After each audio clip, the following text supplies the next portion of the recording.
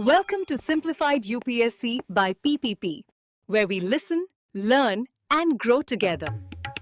Detailed lecture notes in English and Hindi, plus practice questions for prelims and mains, only on our Telegram channel. Link in description. Like and subscribe for more. नमस्कार और the deep dive में आपका स्वागत है। आज हम एक ऐसे विषय की गहराई में उतर रहे हैं जो हर यूपीएससी अभ्यर्थी के लिए बेहद जरूरी है, लेकिन अक्सर नजरअंदाज कर दिया जाता है। शुरू करने से पहले हम बस एक छोटी सी बात कहना चाहेंगे।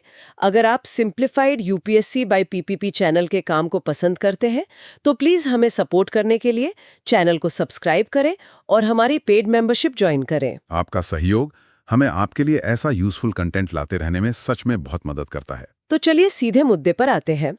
आज हमारे हाथ में है एनसीईआरटी क्लास 7th की सामाजिक एवं राजनीतिक जीवन 2 की किताब। हाँ। और इसका अध्याय 2, जिसका शीर्षक है स्वास्थ्य में सरकार की भूमिका। अब सुनने में ये बहुत ही कह सकते हैं बुनियादी लग सकता है ना? बिल्कुल, 7वीं क्लास की किताब है आखिर। लेकिन आज का हमारा मिशन यही है। हम ये नहीं देखेंगे कि इस अध्याय में क्या लिखा है, बल्कि ये समझेंगे कि क्यों लिखा है। अच्छा। हम ये पता लगाएंगे कि कैसे कांता और हाकिम शेख जैसी रोजमर्रा की कहानियों में शासन, समानता और सामाजिक न्याय जैसे बड़े-बड़े सिद्धांत छिपे होते हैं। ठीक है, तो चलिए इसे खोलना शुरू करते हैं। सबसे पहला सवाल तो यही है, स्वास्थ्य का असली मतलब क्या है? जब हम ये शब्द सुनते हैं तो दिमाग में सीधे डॉक्टर, अस्पताल, दवाइयाँ यही सब आता है। बीमारियों का ना होना। हाँ, बीमारियों का ना होना। और यहीं पर एनसीईआरटी हमें पहले ही पैराग्राफ में रोक देती है। किताब कहती है कि स्वास्थ्य का दायरा इससे कहीं ज्यादा बड़ा है। मतलब स्वास्थ्य का मतलब सिर्फ बीमारियों या चोटों से मुक्ति पाना नहीं है। तो फिर क्या है? इसमें वे सभी कारक शामिल हैं जो हमारे ओवरऑल वेलबींग को प्रभावित करते हैं, जैसे पीने के लिए साफ पानी, प्रदूषण मुक्त वातावरण, भरपेट पौष्टिक भोजन और शायद सबसे जरूरी एक तनाव मुक्त जीवन। ये तो सोचने के तरीके में एक बहुत बड़ा बदलाव है। मतलब अगर कोई बीमार नहीं है तो भी जरूरी नहीं कि वो स्वस्थ हो। एग्जैक्टली। अगर उसे गंदा पानी पीना पड़ रहा है या वो मानसिक तनाव में है तो वो अस्वस्थ है। सही बात है। और एक प्रशासक के तौर पर यह दृष्टिकोण बहुत जरूरी है। यूपीएससी आपसे यही उम्मीद करता है कि आप मुद्दों को अलग अलग करके ना देखें। स्वास्थ्य सिर्फ हेल्थ मिनिस्ट्री का काम नहीं है। अच्छा। ये पर्यावरण मंत्रालय, जल शक्ति मंत्रालय, खाद्य मंत्रालय सबसे जुड़ा है। ये एक होलिस्टिक अप्रोच है जिसकी नींव यह अध्याय रखता है। इसी होलिस्टिक दृष्टिकोण को ध्यान में रखते हुए किताब भारत में स्वास्थ्य सेवाओं की एक बहुत ही साफ तस्वीर पेश करती है। 2 अलग-अलग दुनियाएं दिखाती है, सार्वजनिक और निजी। हाँ, और इसे समझाने के लिए कांता की कहानी का इस्तेमाल किया गया है, जो एक घरेलू सहायिका है। कांता की कहानी बहुत शक्तिशाली है। बहुत ज्यादा। किताब एक बहुत ही दिलचस्प तुलना करती है। सुबह जब कांता वोट देने के लिए लाइन में खड़ी होती है तो वो देखती है कि उसके मालिक जैन साहब बीयूसी लाइन में खड़े हैं। उस पल उसे लोकतंत्र में बराबरी का एहसास होता है। एक व्यक्ति, एक वोट का सिद्धांत, वो सच होता दिखता है। लेकिन शाम होते होते ये एहसास पूरी तरह से बिखर जाता है। बिल्कुल।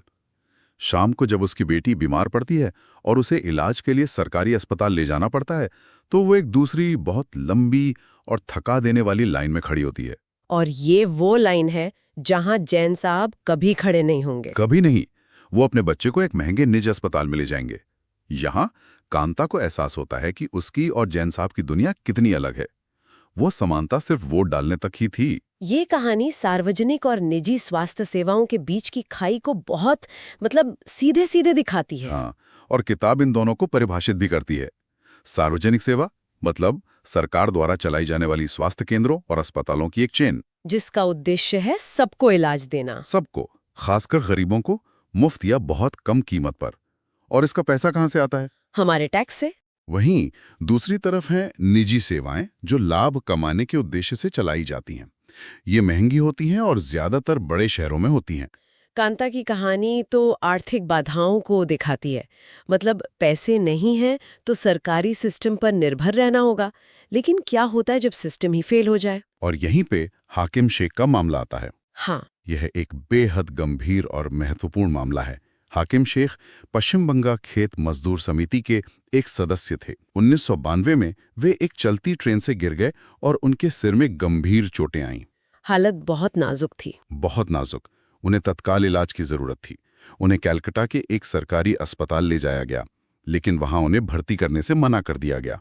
क्योंकि वहां कोई बिस्तर खाली नहीं था। हाँ, और सिर्फ एक अस्पताल में नहीं, ये यकीन करना मुश्किल है, लेकिन उन्हें एक के बाद एक 8 अलग-अलग सरकारी अस्पतालों में ले जाया गया। 8 हर जगह से उन्हें किसी न किसी बहाने से लौटा दिया गया।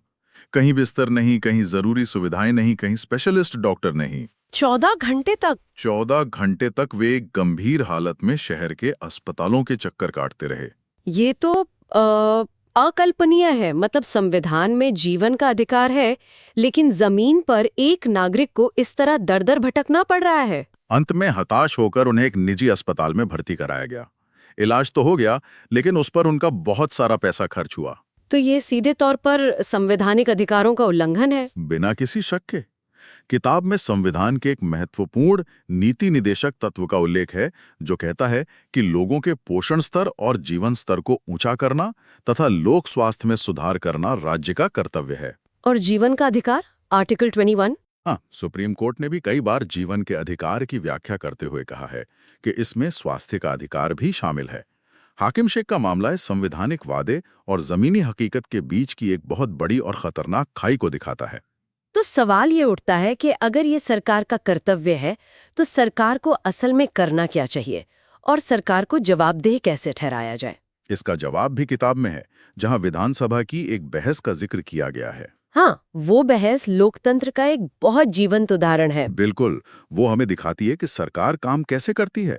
उस बहस में एक विधायक अपने इलाके पातालपुरम की गंभीर स्थिति का मुद्दा उठाते हैं। वो बताते हैं कि उनके इलाके में पानी की भारी कमी है और डायरिया से 15 लोगों की मौत हो चुकी है। और वो सीधे स्वास्थ्य मंत्री से सवाल करते हैं।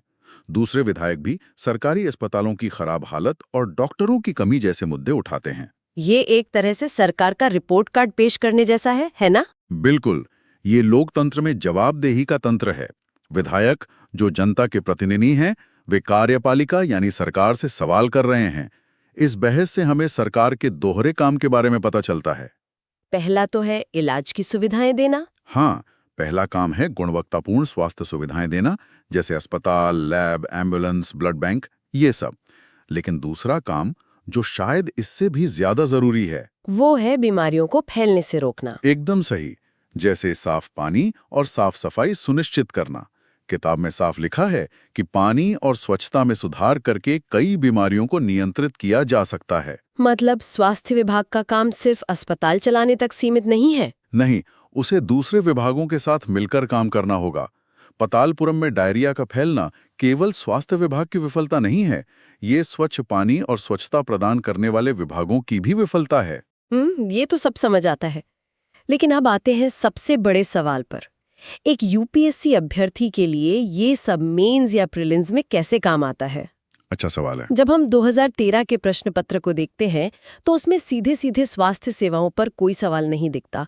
तो फिर इसका लिंक क्या है? यहीं पर एक सामान्य पाठक और एक यूपीएससी अभ्यर्थी के बीच का अंतर आता है। अभ्यर्थी को डॉट्स कनेक्ट करने होते हैं। यूपीएससी आपसे कभी ये नहीं पूछेगा कि हाकिम शेख को कितने अस्पतालों ने मना किया। वो वैचारिक समझ को टेस्ट करेगा। एग्जैक्टली। अब 2013 के उस प्रश्न पत्र के प्रश्न 69 को देखिए। ये प्रश्न सीधे स्वास्थ्य के बारे में नहीं है, लेकिन इसकी आत्मा इसी अध्याय में बसती है। ठीक है, प्रश्न 69 के 2 हिस्से हैं।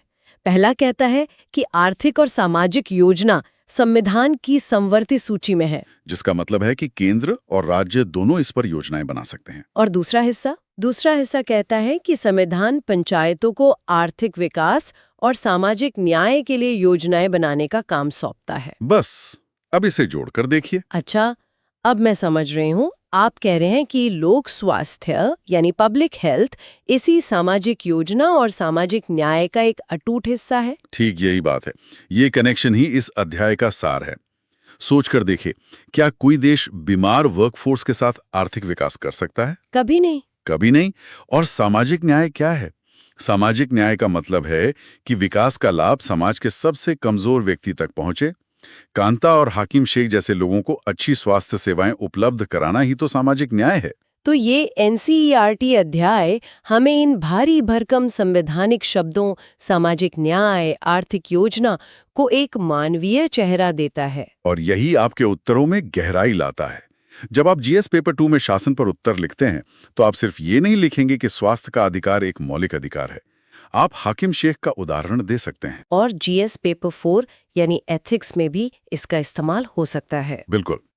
हाकिम शेख का मामला जीएस 4 के लिए एक बेहतरीन केस स्टडी है।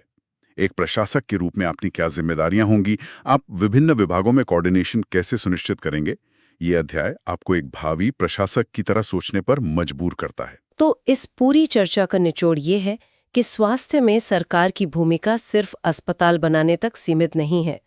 ये समानता, सामाजिक न्याय और मानवाधिकारों से जुड़ा एक मौलिक संवैधानिक कर्तव्य है। और एक यूपीएससी अभ्यर्थी के लिए इसे समझना सिर्फ परीक्षा पास करने के लिए नहीं है, बल्कि उन मूल चुनौतियों को समझने के लिए है जिनका सामना उन्हें अपने कैरियर में हर दिन करना होगा।